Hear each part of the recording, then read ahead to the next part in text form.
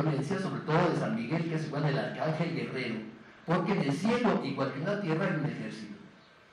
Recuerdan que el cielo se construye a imagen y semejanza del hombre, y por lo tanto, los cielos que se están generando en este momento, en la Edad Media, son cielos que reflejan una sociedad jerárquica donde Dios es un rey, la Virgen una reina, los santos una corte y hay un ejército, ¿no? Un ejército de arcángeles dirigidos por San Miguel.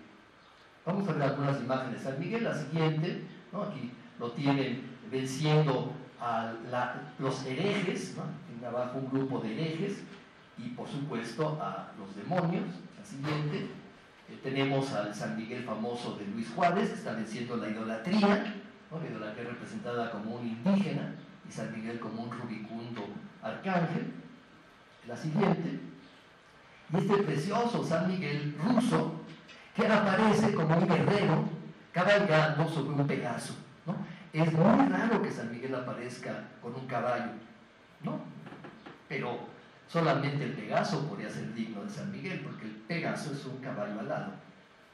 Lo ven ahí con todos los atributos de poder, tiene el arco iris sobre su cabeza, tiene una trompeta, que es el sonido que recuerdan va a llamar al juicio final, una lanza con la que está matando al demonio que está abajo, y un libro, que es el libro del Apocalipsis, ¿no? Estamos en una versión interesantísima, muy tardía, del siglo XVII, de San Miguel como guerrero celestial. La siguiente. Como ven, la Biblia tiene una gran cantidad de narraciones donde la violencia está presente.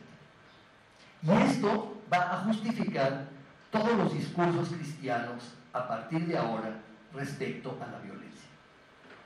¿Sí? Cuando el cristianismo, o mejor dicho, uno de los cristianismos que había surgido en el ámbito mediterráneo, desde el siglo I, II, ¿no? Con la predicación de San Pablo y después con las grandes estructuras episcopales, cuando una versión cristiana, la versión helenística, triunfa y comienza a perseguir a las otras versiones cristianas, sobre todo las versiones gnósticas, el cristianismo tuvo que hacer una gran cantidad de concesiones al poder. Estas concesiones al poder lo llevaron precisamente a justificar algo fundamental para el poder, que es la guerra. Eusebio de Cesarea, un obispo que era uno de los grandes consejeros de Constantino, es el que nos narra en la vida de Constantino que él hizo este hecho prodigioso que aconteció, según él, cuando Constantino iba a enfrentarse a su enemigo Magencio en el puente Milvio. Dice Eusebio que Constantino vio en el cielo una cruz, mejor dicho un crismón, que era una cruz con el signo de Cristo, ¿no? la X Rho, y que decía abajo de este signo, "Inoc signum vinces", es decir, con este signo vencerás. Constantino tomó como lábaro, como estandarte, este símbolo y ganó la guerra contra su enemigo. En este momento, el cristianismo está entonces utilizando un objeto que había sido el símbolo del martirio de Cristo como un estandarte de guerra. Y a partir de aquí el cristianismo comienza a justificar la guerra. Es decir, la guerra puede ser justa en determinadas circunstancias. Por supuesto, fue justa la guerra que hizo Constantino porque acabó con sus enemigos y gracias a esto Constantino pudo convertir al cristianismo en una religión no perseguida, una religión tolerada, ¿no? Los edictos de tolerancia de Milán en 313, ¿no? El cristianismo comenzó a ser tolerado, todavía no oficialmente, no como religión oficial, pero sí tolerado. A partir de esta escena, el cristianismo comienza entonces a hablar de una justicia de la guerra en determinadas circunstancias. los cristianos que antes de Constantino tenían prohibido tomar las armas, y muchos cristianos después de Constantino se negaban a tomar las armas, se les exigió por parte de los obispos que tenían que defender al imperio y tenían que tomar las armas, porque esto era algo justo. Todavía no estamos en la Guerra Santa, estamos nada más justificando la guerra. Esta idea de que el cristianismo y el poder aliados van a justificar la guerra va a ser una constante a lo largo de la historia cristiana hasta el siglo XIX, cuando ya la secularización, los estados ya no son confesionales y el cristianismo ya no tiene por qué defender al poder. Y entonces regresa a sus antiguas tradiciones pacifistas que están en el Evangelio. Pero durante todo este tiempo, mientras el cristianismo estuvo apoyado por el poder, fue una de las justificaciones que el cristianismo tuvo hacia el poder el hecho de que un rey justo puede hacer la guerra justamente. Y esto está avalado por Dios. La siguiente. Tienen a Constantino con la cruz, Santa Elena, su madre, fue la que descubrió la cruz, recuerdan, la verdadera cruz de Cristo, ¿no? Y la cruz está muy relacionada también con, como hemos visto, con la batalla del Puente Milvio. La siguiente. La siguiente. Desde este periodo, estamos hablando del siglo V, VI, incluso VII, comienzan a aparecer en el ámbito cristiano una gran cantidad de narraciones de los mártires que murieron en la etapa de la persecución del Imperio Romano. Pero de esos mártires se está rescatando no tanto su martirio, sino el hecho de que eran guerreros, de que eran soldados romanos. San Sebastián, San Jorge, San Mercurio, San Mauricio, recuerdan, de la Legión Tebana.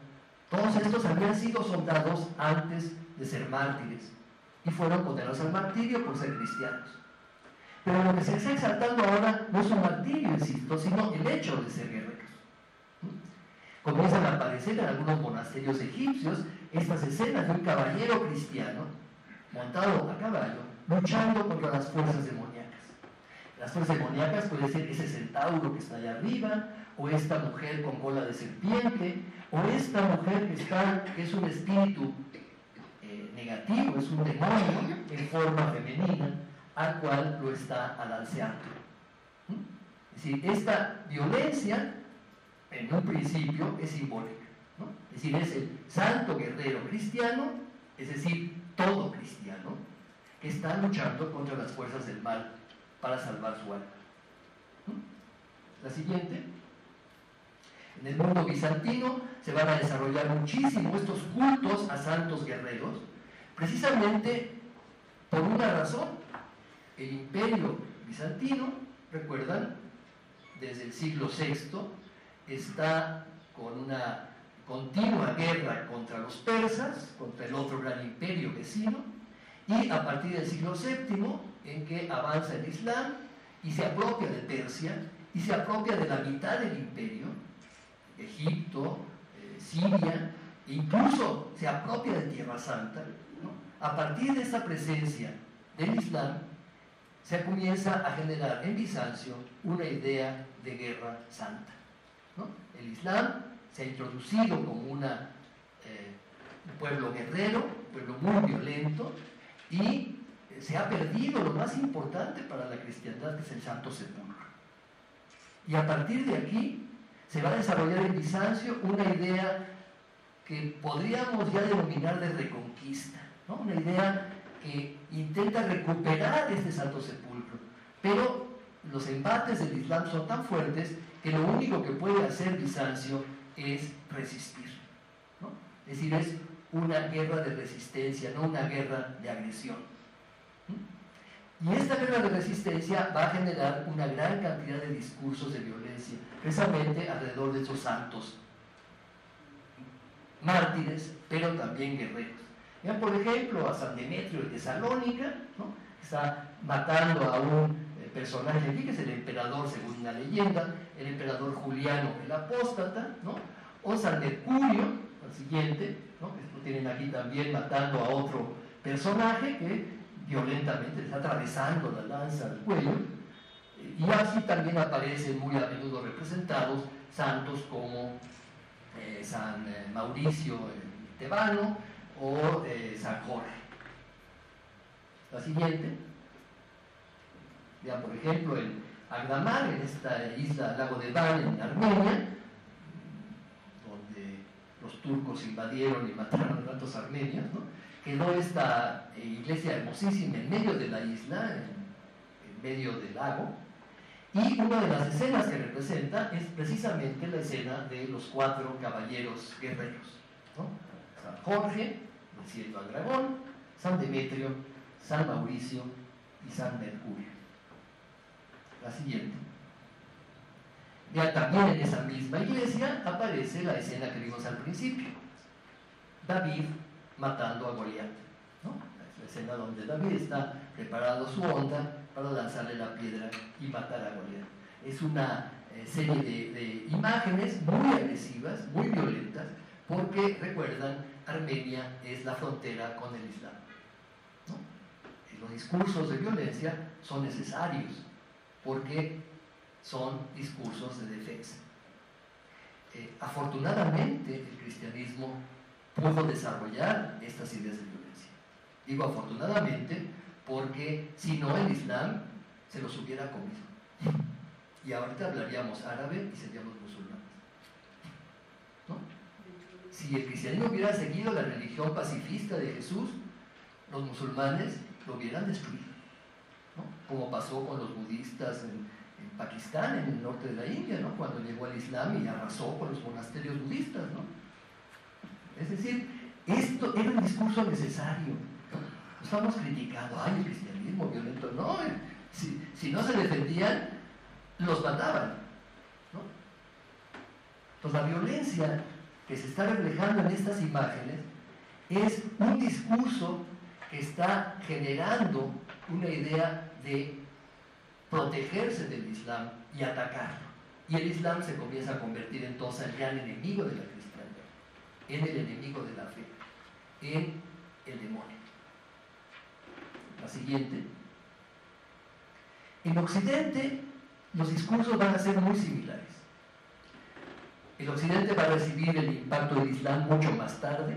Recuerdan, salvo España, donde en el siglo VIII el Islam avanza y se apropia de la mayor parte de la península, ¿no? Y donde se da una idea de reconquista también muy temprana. En el resto de Europa el Islam todavía es un fenómeno lejano. Sin embargo, los discursos de violencia siguen vigentes como herederos de esa tradición del Antiguo Testamento. El personaje que tienen aquí es el emperador Carlomagno, un emperador que logra consolidar de nuevo el Imperio Romano después de las grandes invasiones y de las catástrofes que sucedieron en Occidente y que destrozaron el Imperio Romano en Occidente. Pero Carlomagno lo recupera, lo reconstituye, y todos los discursos alrededor de la figura de Carlomagno, que es un emperador, son discursos de poder y violencia, ¿no? Carlomagno desarrolló una intensa actividad conquistadora hacia los sajones, unos pobladores germanos, más allá del Rin, hizo avanzar la cristiandad más allá del Rin gracias a esas conquistas, y por primera vez Carlomagno justifica la guerra como una razón de evangelización.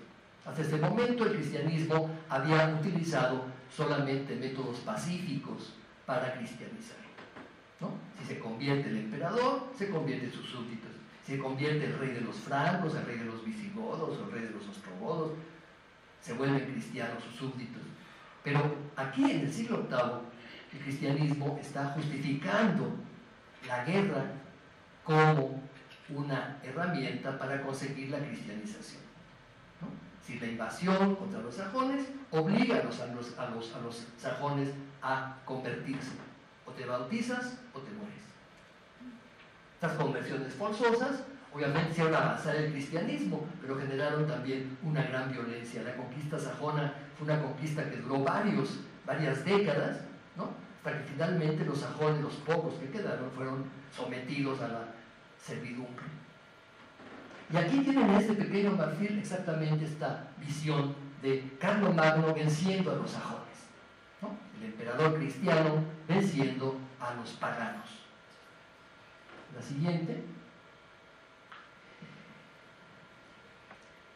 A partir de esta época, sobre todo con los grandes consejeros monjes del emperador Carlomagno y después de los emperadores, los sucesores de Carlomagno, de los emperadores otónidas en el siglo X y de una gran cantidad de señores feudales cristianos, ¿no?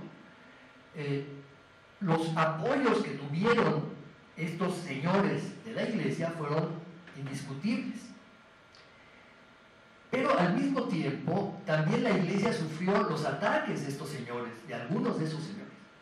Los monjes, recuerdan, como terratenientes, tenían siervos y tenían tierras y tenían riqueza.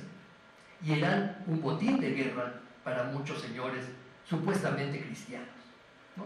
Los señores no tenían empacho en asaltar los monasterios, matar a los siervos y en quedarse con las riquezas, ¿sí? Los monjes, que tenían prohibido tomar las armas, comenzaron a contratar los servicios militares de guerreros. Y así comienza un largo proceso en Occidente en el cual la guerra puede ser justificada en defensa de la iglesia. Cuando los normandos atacan al papado, o cuando después los sarracenos comienzan a atacar en el Mediterráneo a los cristianos, esta va a ser una justificación para la guerra. La justificación es: estamos defendiéndonos. Esto es defensa propia, ¿no? Y aquí comienza a haber una serie de discursos muy interesantes. Primero, los monjes comienzan a bendecir los estandartes y a bendecir los ejércitos que van a la guerra en su nombre. Después comienzan a crear lo que se llama los pactos de paz, ¿no? El juramento que hace un señor ante la Biblia o ante las reliquias de que no va a atacar los monasterios, o la tregua de Dios, que se llama. Es decir, no es conveniente, porque es pecado, guerrear el viernes, porque murió Cristo, el sábado y el domingo. O sea, la guerra, semana inglesa, de lunes a jueves. Nadie puede guerrear fuera de estos días. La tregua de Dios intentaba aplacar la desmesura y la violencia de los señores feudales, de los guerreros.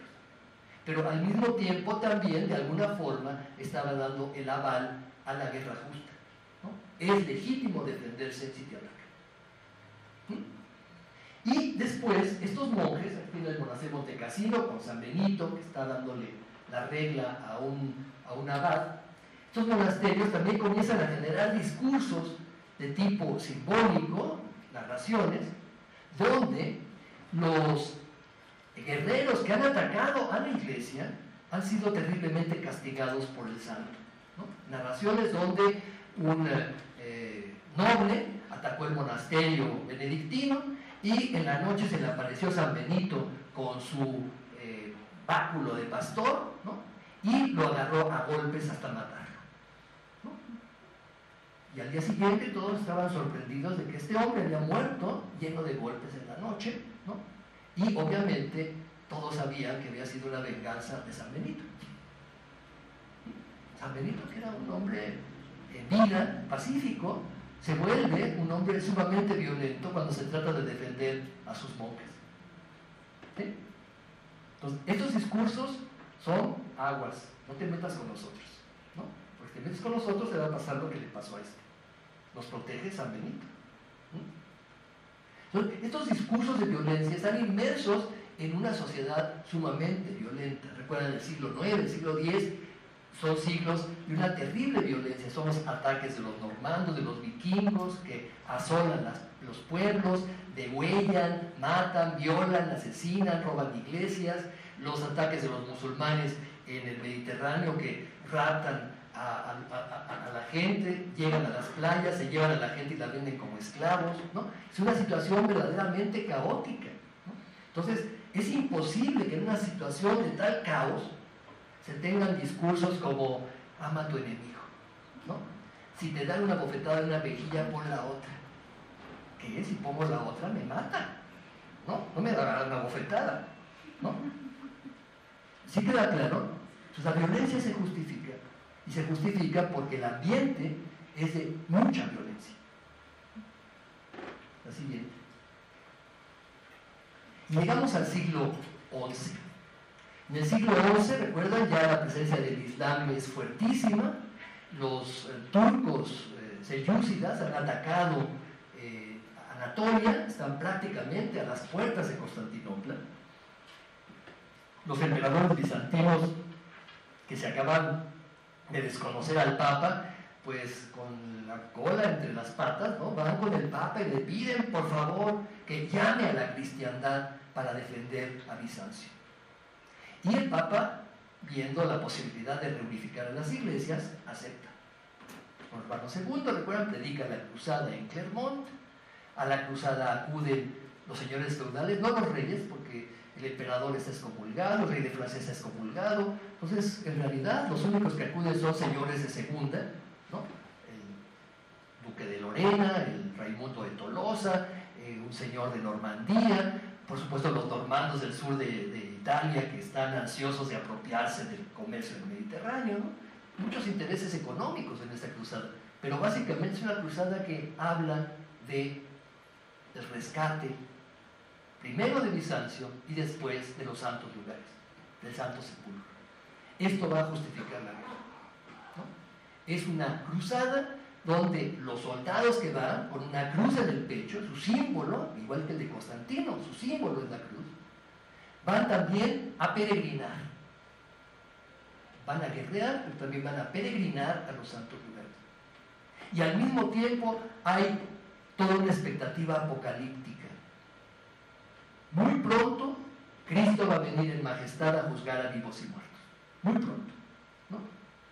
Y hay que estar en primera fila, porque esa venida de Cristo se va a dar en Jerusalén, obviamente, ¿no? O sea, hay que tomar Jerusalén para estar ahí en primera fila. Entonces, esos guerreros animados de espíritu de recuperar Tierra Santa, de esperar el Apocalipsis y ir en peregrinación a los lugares santos, va a ser el que va a animar estos discursos que en el siglo XIV van a manifestar así: Cristo montado en un caballo con una espada en la boca y un libro guiando a los cruzados. Cuando se pinta esto, las cruzadas habían sido un total fracaso. Recuerdan, durante 100 años Tierra Santa estuvo en manos de los cristianos, pero se perdió, y se perdió para siempre. Hubo una segunda cruzada que trató de recuperar, una tercera cruzada, una cuarta cruzada que fue descaradamente comercial, ¿no? La dirigió Venecia y atacó Bizancio, no atacó Tierra Santa, ¿no? Las cruzadas, todavía Federico II hizo 2, el rey San Luis, rey de Francia, hizo otras 2, pero de las 8 cruzadas, solamente la primera tuvo éxito.